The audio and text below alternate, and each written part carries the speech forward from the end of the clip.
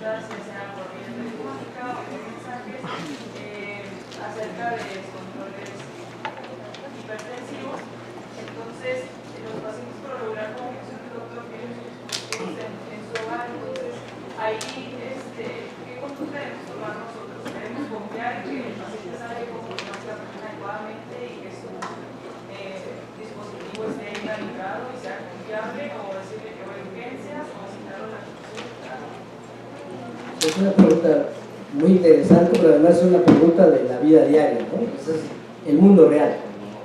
Y nos pasa aquí, de repente queremos ser muy tecnológicos y tenemos la robota que toma la presión arterial y todos los pacientes están hipertensos.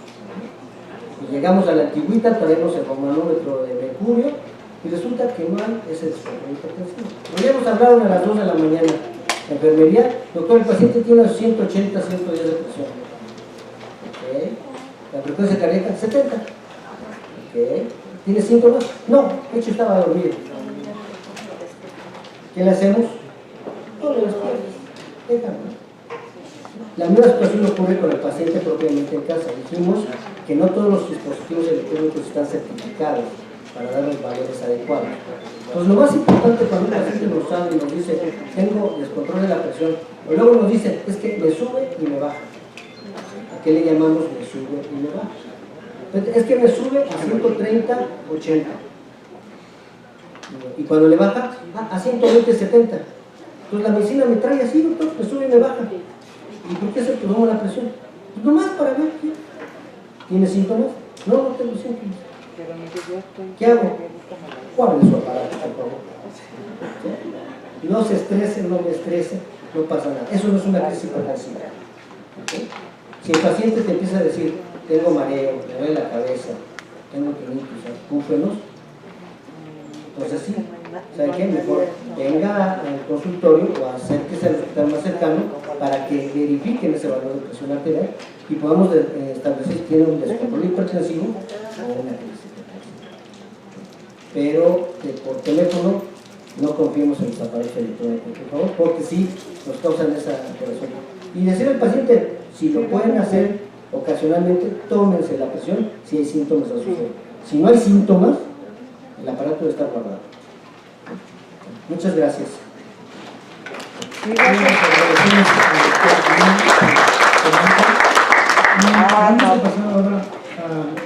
Vamos a continuar con la hipertensión, ahora la hipertensión del anciano. El doctor Necochea nos va a hacer el favor de... Bueno, gracias.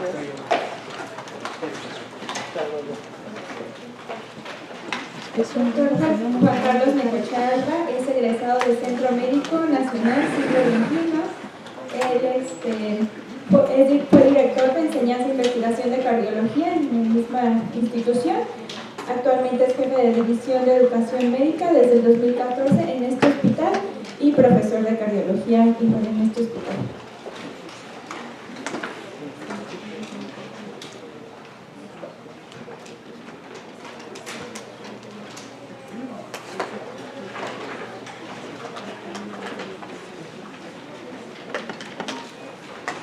Muchísimas gracias, doctora Esperanza, muy amable, doctor González Hidalgo.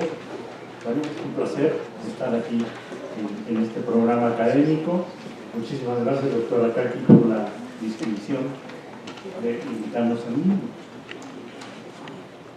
Un tema que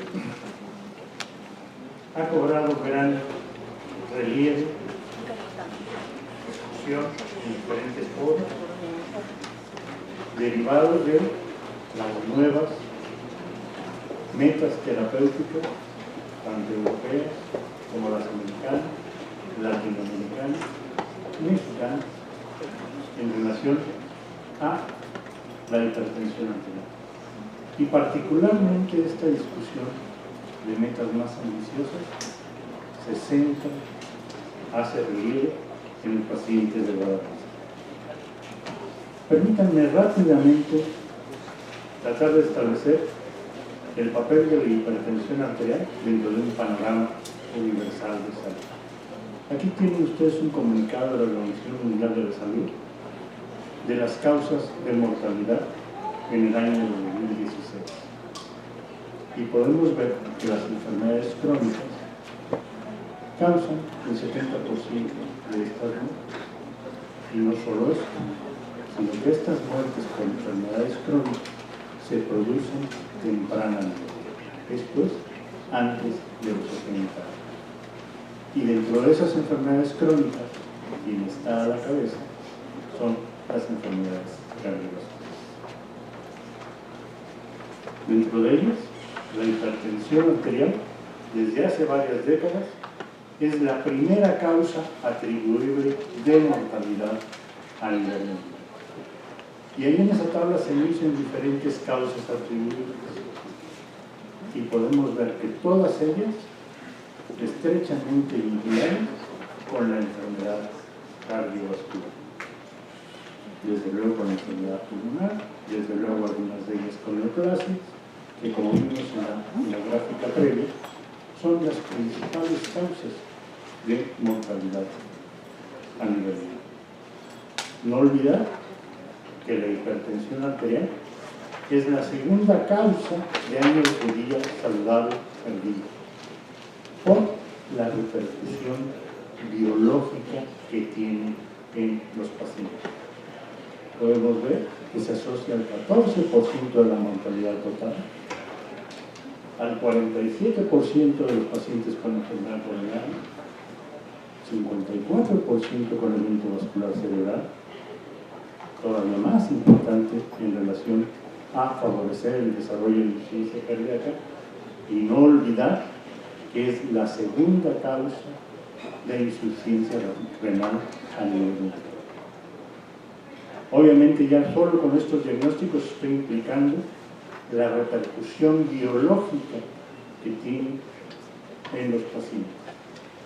Pero obviamente si hablamos como un sistema de salud, sea mundial, sea nacional, tiene gran impacto económico, tanto en costos directos como indirectos que esto tiene. Nuestro país, como ven, en ese reporte de 2016, prácticamente una calca de lo que está sucediendo a nivel mundial, con una excepción. A nivel mundial, la diabetes representa el 3% como causa de mortalidad. En México, de acuerdo a ese reporte, 15%. Vamos a las estadísticas nacionales. Quiero decirles que en base que los países miembros de la Organización Mundial de la Salud firmaron un acuerdo en 2015.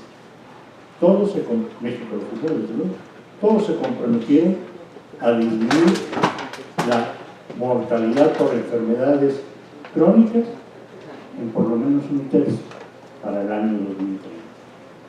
Estas son nuestras estadísticas de inicio. Vemos que enfermedad cardiovascular, vemos que diabetes mellitus siguen creciendo, van progresivos. Por tanto, no estamos haciendo muy bien la tarea para prevenir esto. Y un punto que quiero resaltar. En tercer lugar aparece cirrosis en 2016. Y aquí nos referimos particularmente a la enfermedad de Lyme, la enfermedad por hígado graso, que favorece cirrosis. Y esto, si nos vamos a las estadísticas de la OCDE, vemos que somos el primer país en obesidad y sobrepeso. De acuerdo a esa estadística de los países miembros a esta organización, solo nos supera la obesidad mórbida en Estados Unidos, pero en todo lo demás somos el primer. Muchos estudios, tanto epidemiológicos como de intervención, como de observación, han documentado que la hipertensión arterial, a medida que incrementan las cifras, tanto sistólica como diastólica, incrementa la tasa de eventos cardiovasculares. Y lo hace más marcadamente en los pacientes que tienen mayor edad. La prevalencia de hipertensión arterial a nivel mundial, México es un ejemplo de esto, oscila alrededor del 30% de los pacientes mayores de 20 años, en la población mayor de 20 años. A los 50 años la prevalencia de hipertensión es del 50%. A los 70 años la prevalencia es del 70%.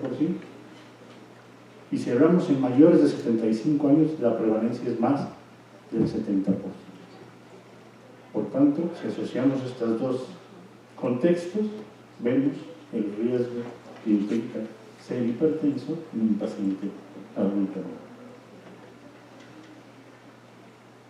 No todos son malas noticias. Todos los estudios de intervención, tanto con tratamiento no farmacológico, con sus bemoles, como el tratamiento farmacológico con los diferentes grupos de fármacos, han documentado el beneficio en los pacientes hipertensos, disminuyendo el riesgo relativo en esos porcentajes y en los diferentes eventos cardiovasculares. Y podemos ver que esos mismos resultados de disminuir el riesgo relativo son similares independiente de el nivel de presión arterial basal, hablo de rango de hipertensión arterial, o sea, por arriba de 140-90, como fueron construidos estos datos, el riesgo cardiovascular global, la comorbilidad, y aquí particularmente me voy a referir a diabetes e insuficiencia renal, edad, género, raza, pero una diferencia sustancial. Si bien la disminución de riesgo relativo es similar, la disminución de riesgo absoluto es mucho más marcada en los pacientes de alto riesgo. Por tanto, la intervención terapéutica va a beneficiar más, en términos de riesgo absoluto, a los pacientes con alto riesgo en relación a aquellos que tienen bajo riesgo. Sin embargo, recuerden, aún en los de bajo riesgo tenemos beneficios. Punto crucial a las modificaciones actuales en las recomendaciones de la presión no se comporta igual a lo largo de nuestra vida. Podemos ver que alrededor de los 50 a 60 años hay un cambio. Si bien en general podemos decir que la presión arterial va incrementando a lo largo de que vamos aumentando en grupo de edad, tanto en hombres como en mujeres, podemos ver que después de los 50 a 60 años la presión diastólica tiende a disminuir, la presión sistólica tiende a aumentar más. Por eso es que en el sujeto, en el paciente de edad avanzada, predomina la presión sistólica. ¿Qué implicación tiene esto? Bueno, que existe una mucho mejor correlación en el riesgo de eventos cardiovasculares en todos los grupos de edad con la presión sistólica. En tanto que la presión diastólica en pacientes jóvenes menores de 50 años conserva un valor pronóstico independiente, pero domina en todos los grupos hipertensión arterial sistólica como factor predominante. Y aquí otro concepto que ya enunciaba el doctor Lund, la presión del pulso. Esto es la diferencia entre la presión sistólica y la presión diastólica. A medida que aumenta esa presión del pulso, también parámetro de riesgo cardiovascular. ¿A qué obedece este cambio? Pues obedece a cambios estructurales y funcionales que se van dando a lo largo de los años, pero que en los cuales se favorecen por la coexistencia de factores de riesgo. Recordemos que aquí inflamación, estrés oxidativo, explosión de moléculas de adhesión, en fin, todo lo que mencionó el doctor Vergara Takayasi en la primera plática que sucede a nivel de la pared vascular, sucede en las arterias. Y podemos ver que hay disfunción endotelial con aumento del grosor de la íntima media, hay la formación de placas de ateroma con la eventual calcificación de la pared vascular. Pero también existe disminución del tejido elástico e incremento relativo del tejido conectivo. Todo hace que estas arterias inicialmente elásticas se tornen un tubo más rígido. Hay cambios funcionales, bombas iónicas, ATPasa, disminuye su función, disminuye la ATPasa que regresa el calcio al retículo sarcoplásmico, por tanto, incremento del calcio citosólico, por tanto, vasoconstricción, aumento del tono vascular. Y también participan factores hormonales. Ejemplo, aumento del sistema nervioso simpático, de la descarga simpática, ligada muy de la mano a la distribución de los receptores, y modificación de la actividad de la renina, ligada a esclerosis de aparato Just-Lin. De tal manera que hay varios factores que nos van explicando el por qué hay este cambio en el comportamiento de la presión. En el contexto clínico, la rigidez vascular favorece que la onda de pulso, su velocidad, aumente. Y este retorno que normalmente ocurre, no sé cuál es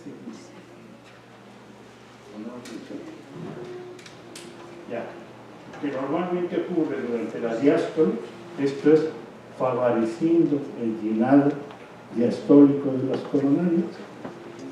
Cuando hay una arteria rígida o un árbol arterial rígido, esta velocidad aumenta y esta onda de reflexión llega a nivel de la sístole. Esto tiene dos importancias. Por un lado, aumenta la presión sistólica.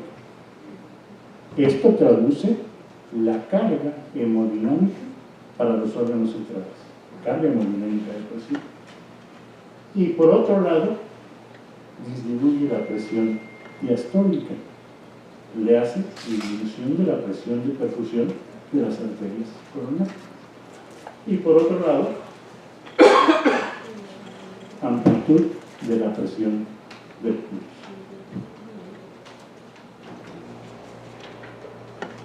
Los factores de riesgo en este continuo cardiovascular favorecen cambios estructurales, cambios funcionales, que se van amplificando a lo largo de este continuo cardiovascular.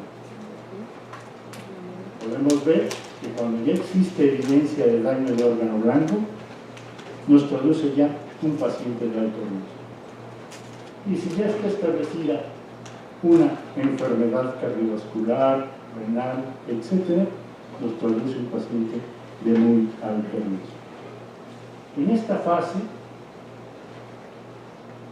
cuando inicia la repercusión, podemos frenar la progresión e idealmente disminuir o favorecer la regresión. Pero cuando ya estamos en estas fases, nuestro objetivo ya no puede ser favorecer la regresión, será inhibir la progresión. Pero importante desde el punto de vista clínico considerar que un paciente en estas fases, aún con el tratamiento óptimo, llegando a las metas recomendadas, tendrá un riesgo residual mayor que aquel paciente que fue tratado más tempranamente. Otro concepto importante de por qué las nuevas guías recomiendan cifras más ambiciosas de control de la presión arterial. La hipertensión arterial, su pronóstico depende no solo de la magnitud de incremento de las cifras de presión arterial, depende de la coparticipación de otros factores de riesgo cardiovascular, desde luego de su repercusión sobre órgano blanco, y su riesgo es todavía mayor cuando existe una enfermedad cardiovascular establecida. Y nuevamente aquí, riesgo residual. Mientras más alto el riesgo, más alta la probabilidad de que yo tenga un riesgo residual mayor. Me dirijo ya hacia los pacientes de edad avanzada ya en forma directa. Muchos estudios han documentado el beneficio del tratamiento en pacientes mayores de 65 años. La gran mayoría de estos estudios han excluido del mismo estudio a pacientes mayores de 80 años. Aquí prácticamente todos, excepto el Highlight, que ahorita vamos a ver con detalle, son pacientes mayores de 65 años. Y en todos, con los diferentes grupos farmacológicos, como pueden observar ahí, contra placebo o contra otro grupo farmacológico, han documentado el beneficio de disminuir la presión arterial. Prácticamente todos esos estudios están hechos con una cifra de presión arterial de mayores de 65 años por arriba de 160 de presión sistólica, con una meta con tratamiento de disminuir la presión sistólica a menos de 150 y han documentado el beneficio. Un estudio de referencia obligada porque es de los pocos que incluyen pacientes octogenarios, de hecho es que está hecho, solo uno de los criterios de inclusión fue tener más de o igual a 80 años. Como ven, son pacientes con poca comorbilidad asociada. La presión inicial sistólica fue de 173, 90 de diastólica. Y vean ustedes qué pacientes no se incluyeron en ese estudio. Y aquí quiero resaltar que no se incluyeron pacientes con deterioro cognitivo ni con fragilidad biológica. Los objetivos del tratamiento, la meta terapéutica era menos de 150-80 y el objetivo primario era evento vascular cerebral, sea fatal o no fatal. Resultado: no logró el objetivo primario, aunque sí hubo tendencia hacia el mismo, pero documentó que disminuyó la mortalidad por evento vascular cerebral, disminuyó la mortalidad total en forma significativa y todavía más marcada fue la disminución de insuficiencia cardíaca. Graficados a lo largo del seguimiento del tiempo, podemos ver cómo disminución por evento vascular cerebral de mortalidad y disminución de insuficiencia cardíaca se manifiestan dentro del primer año de tratamiento. Por tanto, este estudio fue parteaguas, vieron la fecha, 2008, para modificar los criterios que hasta ese momento se tenían de metas terapéuticas en el paciente octogenario. Un estudio mucho más reciente, 8 años después, 7 años después, es el estudio SPRINT. Este estudio incluye el grupo total de pacientes hipertensos de alto riesgo cardiovascular.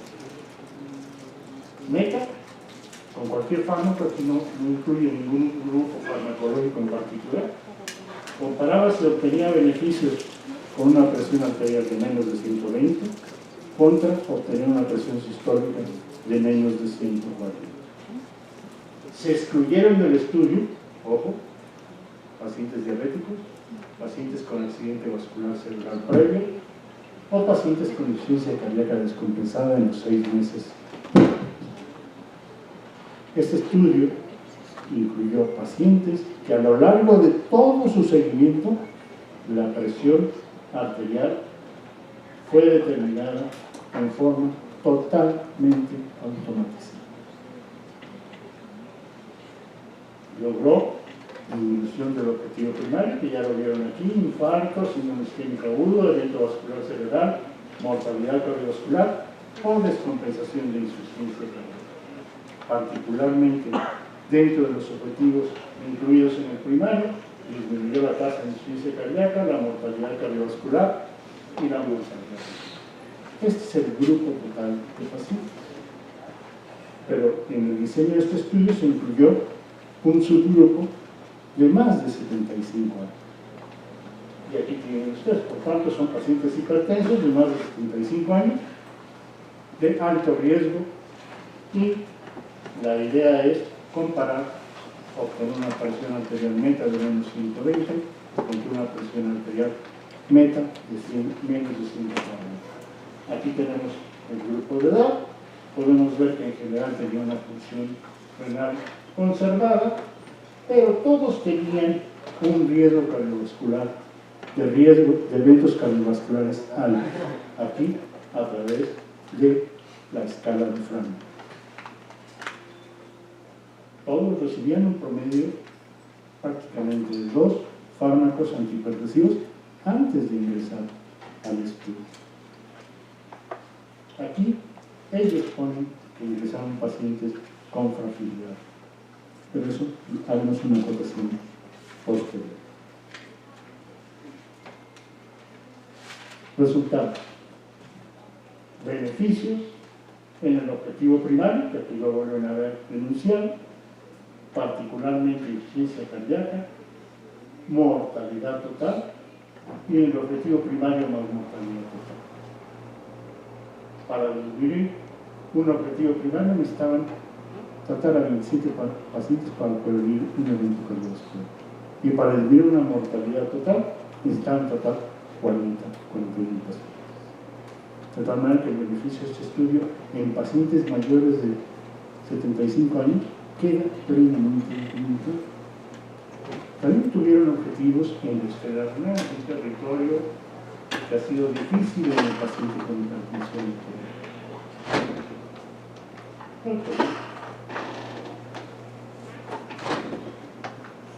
En este grupo definen como un grupo de pacientes con función renal con una velocidad de filtración mayor de 60 o un grupo con una fracción de velocidad de filtración glomerular menor de 60. En aquellos que tienen conservada la función renal, observaron que existen diferencias en el objetivo secundario caracterizado por una disminución de 30% de la velocidad de filtración glomerular o que descendiese por abajo de 60 milímetros. Por tanto, este es un efecto no deseado en los pacientes que no tenían deterioro de la función renal basal. En aquellos que ya tenían deterioro de la función renal basal, no hubo ningún dato. Esta es nuevamente la tabla de subgrupos del estudio SPRINT general, donde se incluían todos los pacientes.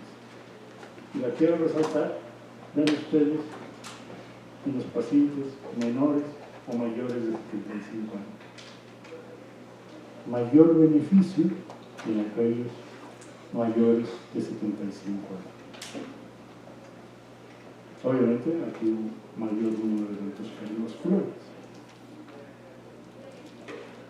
Pero recuerden que el estudio SPRINT fue hecho con mediciones de la presión arterial totalmente automatizadas a lo largo de todo el estudio y de todo el seguimiento. Diferentes estudios han documentado que la presión arterial medida con estos dispositivos es menor a la presión que tomamos normalmente en el consultorio. ¿Quién tiene la equivalencia? La presión obtenida en consultorio equivale a tal presión medida con este tipo de equipo. Nadie tiene la respuesta. Es un estudio que se encaminó a tratar de resolver esa inquietud. Como vemos, este es un estudio en población general. Vean la edad de los pacientes. El mayor fue hasta 64 años de edad. Aquí tienen las características basales de los pacientes y ellos encontraron una diferencia. La presión arterial medida en forma automatizada siempre fue menor que la medida con el baumanómetro de mercurio. Quiero decirles que aquí, obviamente, es un estudio de investigación proyectado, diseñado. Las medidas para tomar la presión arterial con el baumanómetro de mercurio siguieron todos los cánones recomendados. Más certero en la medición de la presión pulmonar. En el grupo total observaron una muy buena correlación. Sin embargo, ustedes pueden apreciar que a medida que se aumenta tanto la presión sistólica como la presión diastólica, el índice de correlación prácticamente se pierde. No obstante, ellos establecieron la hipótesis que para una presión de 140 en consultorio correspondía una presión de 131 medida en forma automatizada, y a la presión diastólica de 90 correspondía una presión de 85. Sin embargo, esta pregunta todavía no está respondida. Nadie tiene seguro. Para terminar, sin discusión, el beneficio del tratamiento antihipertensivo en los pacientes de edad avanzada está plenamente documentado. Solo por su edad ya ingresan con alta frecuencia a pacientes como alto riesgo, donde incluso en este grupo de edad el beneficio es mayor en los pacientes más jóvenes. Sin embargo, lo importante al tomar decisiones en el manejo del paciente de edad avanzada, considerar que puede tener diferentes elementos que vamos a ver en la próxima diapositiva. Aquí tienen las recomendaciones de las dos últimas guías. Arriba la de la escuela europea, abajo la de la escuela americana. Para la escuela europea, para todos los pacientes, independiente de edad y comorbilidad y repercusión sobre órgano blanco, la primera meta para todos es presión arterial sistólica menos de 140. Una segunda meta e ideal para la población en general, menos de 130, para la población diabética, menos de 130, para los pacientes con enfermedad coronaria, menos de 130, y vean ustedes para los pacientes de 65 a 79 años, y en aquellos mayores de 80 años, limita un poco más. Dice, quédate en 130, 131. Que es donde los estudios, metaanálisis, revisiones sistemáticas han demostrado beneficios. Cifras menores, ya no hay estudios que hayan logrado documentar un beneficio. En el paciente con daño renal, la meta, igual, 140, primera meta, pero si pueden bajarlo entre 130 y 131. Nunca bajar la presión sistólica a menos de 120 y la presión diastólica asegurar la efusión tisular alrededor de 70, 79 en todos los grupos. La escuela americana pone metas más exigentes para todos los grupos